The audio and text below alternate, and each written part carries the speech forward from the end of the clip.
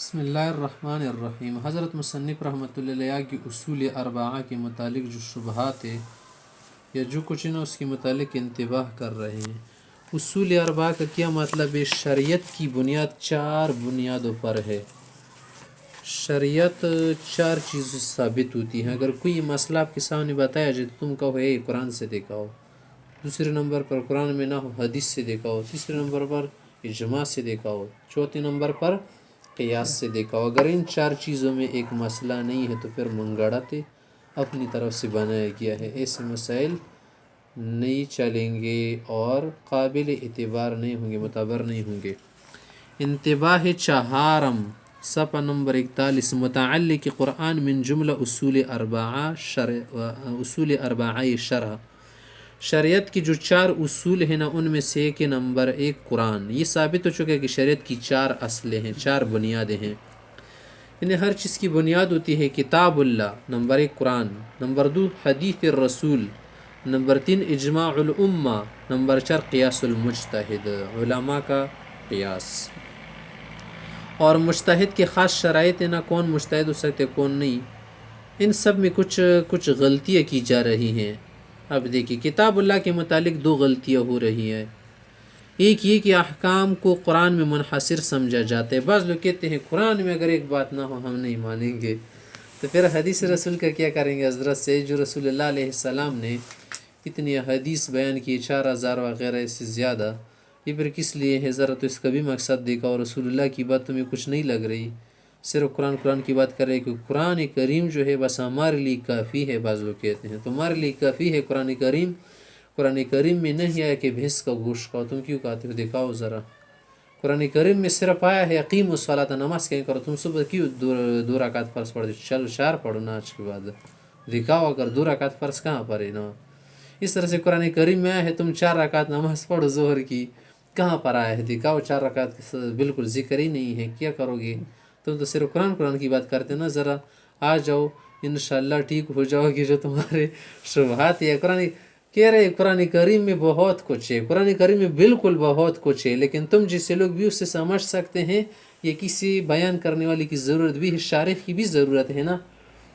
قرآن کریم میں بالکل بہت کچھ ہے، قرآن کریم قیامت تک کے لیے کافی ہے، لیکن تم یہ کہاں سے سمجھ گئے کہ زکوٰۃ جو ہے کیا کر دو؟ اگر کھجور سے دینا ہو تو 1 صاع دو، اگر گندم سے دینا ہو تو نصف صاع دو، آدھا۔ یہ تو قرآن کریم میں نہیں، دکھاؤ نصف کیوں دے رہے ہو؟ اس طرح تم کہہ رہے کہ قرآن کریم میں آیا ہے کہ ذبح اس طرح سے کرو، ٹھیک ہے ذبح کا ذکر آیا ہے، پھر تم اس میں یہ مختلف رگی کیوں کاٹتے ہو؟ بس کیا کر دو؟ ذبح کر دو نا، کیوں ایسا کرتے؟ کسی بھی چیز میں تم قرآن کریم سے پوری تفصیل نہیں دکھا سکتے، اگر دکھانے کے لیے آپ محتاج تو حدیث کے محتاج ہیں۔ تو حدیث قرآن کریم کے لیے گائیڈ ہے، جس سے ایک مشکل کتاب ہونا اس کو ہم براہ راست نہیں سمجھ سکتے نا، اس کے لیے ہم گائیڈ کیا کرتے ہیں، پڑھتے ہیں۔ تو حدیث بھی کیا ہے؟ قرآن کریم کی شرح ہے۔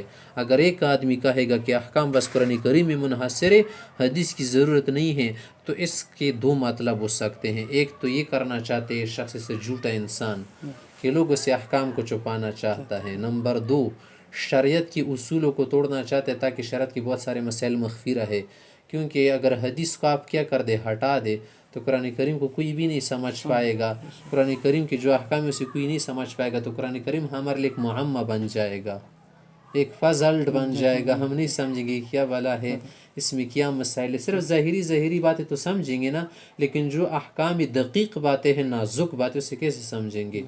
تو حدیث کو اس لیے راستے سے ہٹانا چاہتے تاکہ لوگوں کو گمراہ کر دیں، انگریزوں کی چال ہے بس۔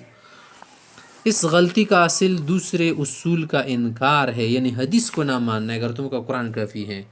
دوسرے کہ قرآن میں مسائل سائنس پر منطبق ہونے کی اور مسائل سائنس پر مشتمل ہونے کی کوشش کی جاتی ہیں۔ بعض لوگوں کا یہ خیال ہے اور اس کوشش میں کیا کر رہے؟ ایڑی چوٹی کا زور لگا کر یہ کوشش کرنا چاہتے ہیں کہ سائنس کے مسائل قرآن کریم سے ثابت کرے۔ ضرورت کیا ہے ان باتوں کی کہ تم سائنس قرآن کریم سے ثابت کرنا چاہتے ہو؟ اس کی کوئی ضرورت نہیں ہے۔ سائنس کا جو تعلق ہے زیادہ سے زیادہ مشاہدے پر ہے، آبزرویشن، تم نے بس کچھ دیکھ اسی کہ تم نے ہر پہ اخیر سمجھا کہ بس یہ صحیح ہو رہا ہے. کیوں سورج گرہن ہوتا ہے؟ اس لیے ہوتا ہے کہ سورج کے درمیان جب زمین حائل ہو جاتی ہے. چاند گرہن کیوں ہوتا ہے؟ جب سورج اور چاند کے درمیان زمین حائل ہو جاتی ہے. زلزلہ کیوں ہو جاتا ہے یار؟ زمین میں لاوا جو ہے نا جو کیا ہو جاتا ہے گرم ہو جاتا ہے، اس کی وجہ سے زمین ہل جاتی ہے. ٹھیک ہے، ہم نے مان لیا اسباب کے ذریعے چیز ہوتی. تم نے تو کوئی عبرت حاصل نہیں کی. کیا زلزلوں کے متعلق آپ یہ کہو گے کہ آتش فشاں ہو گیا، فلاں چیز ہو گئی؟ نہیں، تو عبرت کی جگہ ذرا اللہ سے شرماؤ، کیا کرو، ڈرو، خوف کرو، نماز پڑھو اس وقت خصوصی. تم کہہ رہے یار جس وقت سورج گرہن ہو نا تو اس وقت سورج کی طرف نہیں دیکھنا اور نہ بینائی ختم ہو جائے گی. ٹھیک ہے، یہ بھی اچھی بات ہے، بینائی ختم ہو جائے گی. ذرا نماز پڑھیے. اللہ نے کیوں سورج گرہن کر دیا؟ تاکہ تم جیسے غافلوں کو ذرا عبرت ہو جائے کہ یہ جو اسباب ہے دنیا ہے اللہ کی قدرت میں ہے، کنٹرول میں ہے. کوئی بھی چیز خود سے نہیں چل رہی اور یہ نظام خود سے نہیں چل رہا، اس کو چلانے والا چلا رہا ہے. تو بعض لوگوں کی یہ کوشش ہے مسائل سائنس کو کیا کر رہے، قرآن کریم سے ثابت کرنا چاہتے کہ دیکھیں قرآن کریم میں بھی آیا ہے. قرآن کریم میں تو بہت ساری دنیا آئی ہیں، قرآن کریم میں پوری دنیا کا ذکر ہے. کیا تم اس سے یہ ثابت کرنا چاہو گے کہ یہ سائنس ہے؟ تم قرآن کریم سے عبرت حاصل کرو، انسانیت حاصل کرو. اگر تمہارے اندر انسانیت نہ آ جائے اور تم آسمان تک پہنچ جاؤ تو قرآن کریم کا بالکل یہ مقصد نہیں ہے. قرآن کریم کا مقصد اساسی ہے احساس کا پیدا ہونا، انسانیت کا پیدا ہونا، ہمدردی کا پیدا ہونا.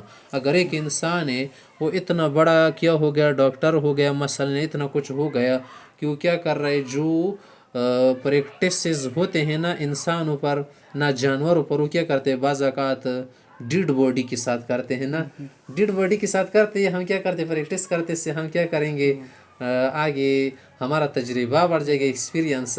تو تم اپنے دادا پر ایک مرتبہ تجربہ کرو، کیوں فرائض اشخاص پر تجربہ کرتے ہو؟ کہیں پر مردہ پا کر اس کی بیزتی کرتے ہو، ادھر ادھر پاڑ کر جراحی کر کے.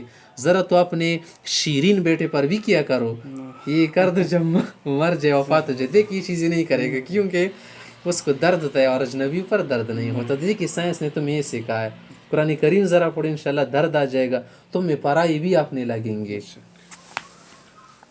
پہلی غلطی کا جواب وہ نصوص ہے جو لوگ کہتے کہ ہمارے لیے قرآن کریم کافی ہے، اسی میں سب احکام منحصر ہے. تو اس کے لیے جواب ہمارے پاس وہ نصوص ہے، آیات ہیں، حدیث ہے، جن سے بقیہ اصول کی حجیت ثابت ہے. خود قرآن کہتا ہے کہ حدیث دلیل ہے، کیونکہ قرآن نے کیا کہا کہ پیغمبر جو بولتا ہے پیٹ سے نہیں بولتا، خواہش سے نہیں بولتا، بلکہ اللہ کا کہا ہوا بتاتا ہے. گفتہ اللہ بود گرچہ اس حلقوم عبداللہ بود، یا گرچہ پیغمبر علیہ السلام کی منہ سے سب کچھ نکل رہا لیکن بتایا کس کا ہے؟ اللہ کا. جس کو اہل اصول نے مشبع بیان کیا ہے، مشبع منا تفصیل کے ساتھ بیان کیا ہے. اہل اصول نے مشبع شاباش بہو خیٹ ڈکوالی تیل شکنا پیٹ برنا منا تفصیل و نمور دخا کن یعنی خیر مارس تبین کری سکوش ہے. اور اس غلطی کی ایک فرع ہے، ایک اور شاخ ہے اس کی، کہ جس گناہ کی کرنے کو جی چاہتا ہے اس سے منع کیے جانے کے واقعی سوال کر دی جاتے کہ قرآن میں ممانعات دیکھ لاؤ. ایک تو لوگوں کی یہ غلطی ہے نا کہ جب تم اس سے کہو کہ حضرت سے یہ گناہ مت کرو کیونکہ یہ منع ہے تو فوراً کہتے قرآن کریم میں دکھاؤ نا، کہاں پر ممنوع؟ تو قرآن کریم میں ہم آپ کو دکھائیں گے، حدیث کا کیوں نہیں کہتے آپ؟ تو مطلب یہ کہ حدیث آپ کو کچھ نہیں لگ رہا ہے جس سے چنانچہ داڑھی کے متعلق ایسے سوالات اخباروں میں شائع ہوتے ہیں. پھر یہ امر ایسا فطرت میں داخل ہو گیا کہ جب کوئی مخالف مذہب کسی بات کو قرآن سے ثابت کرنے کا مطالبہ کرتے تو یہ لوگ اس مطالبے کو صحیح اور اس بات کو اپنے ذمہ لازم سمجھ کر اس کی تلاش میں لگ جاتے. بعض لوگ اتنے سادہ سادہ مزاج اور مکر و فریب سے ناخبر قسم کے لوگ، سادہ قسم کے لوگ جو دل کے صاف ہے لیکن فقیر کیا ہے دوسرے لوگوں کے مکر فریب دھوکہ بازی فراڈ کو نہیں سمجھتے نا. وہ کہتے چلو قرآن کریم سے کوشش کریں گے. کیوں کوشش کرتے ہو حضرت سے؟ فوراً بتا دو ہے نہیں قرآن کریم میں. کیا صرف قرآن کریم احکام کے لیے آیا ہے؟ حدیث شریف میں پھر کیوں اتنا کچھ بتایا گیا؟ یا پر بعض لوگ کا یہ اعتراض ہے کہ دیکھیں قرآن کریم سے یہ حکم دکھاؤ اگر یہ کیا ہے منع ہے. اور بعض علماء سے پھر اس طرح کے سوالات ہو کر وہ فقیر کیا کرنے لگ جاتے ہیں، اس سوال کا جواب قرآن کریم میں ڈھونڈنا شروع کر دیتے ہیں. تو یہ سادگی ہے، صرف سادگی ہے اور کچھ نہیں. کہ کہیں قرآن ہی سے ثابت کر دو. کیوں ثابت کر دی قرآن سے؟ ذرا جو حدیث سے تمہیں دکھائیں گے. جب اس فرع کی بنا ہی غلط ہونا ثابت ہو چکا ہے، تو اس فرع کا بنا الفاسد علی الفاسد ہونا بھی ظاہر ہو گیا۔ ایک چیز خود فاسد ہے، تم اس کو دوسرا کیا کر رہے، فاسد چیز پر ڈال رہے، تو کیسے کچھ ثابت ہو جائے گا؟ اگر ایک چیز کی بنیاد کیا ہے خراب ہے، اس پر اور کیا کرو گی، تعمیر بناؤ گے، عمارت بناؤ گی، کچھ بن جائے گا۔ خشت اول چونی حد میں مار کج تا سری امیر و دیوار کج، مستقل رد کی ضرورت نہیں، پھر اس دروازے کا مفتوح کرنے نہایت ہی بے احتیاطی ہیں۔ بعض لوگ اس دروازے کو کھولتے ہیں، مفتوح کرنا مانا کھولنا۔ بعض لوگ کیا کرتے، پھر ہر چیز کے لیے مسئلہ قرآن کریم سے ڈھونڈنا چاہتے، تو یہ بڑی بے احتیاطی ہیں۔ اس طرح تم کیا کرنا چاہتے ہو، اسلام کی ایک دیوار کو گرانا چاہتے ہو کہ وہ حدیث شریف ہے۔ اس کا انجام خود ارکان اسلام کا غیر ثابت بالشرع ماننا ہوگا۔ پھر تو بہت سارے ارکان اسلام ہے، اس کے متعلق بھی کہو یار قرآن کریم میں تو ایسا نہیں ہے، تو پھر کیا کرو گے، کیا جواب دو گے؟ ان کو صاف کہہ دو کہ قرآن کریم سے دکھانا ہمارے ذمہ کوئی ضروری نہیں، اگر ماننا ہے تو مانو، ضروری نہیں کہ ہر چیز قرآن کریم سے دکھائے۔ کیا کوئی شخص نماز پنجگانہ کی رکعات کا عدد قرآن سے ثابت کر سکتے ہیں؟ نہیں۔ کیا کوئی شخص زکوٰۃ کا نصاب اور قدر واجب کا اثبات قرآن سے کر سکتے ہیں؟ نہیں۔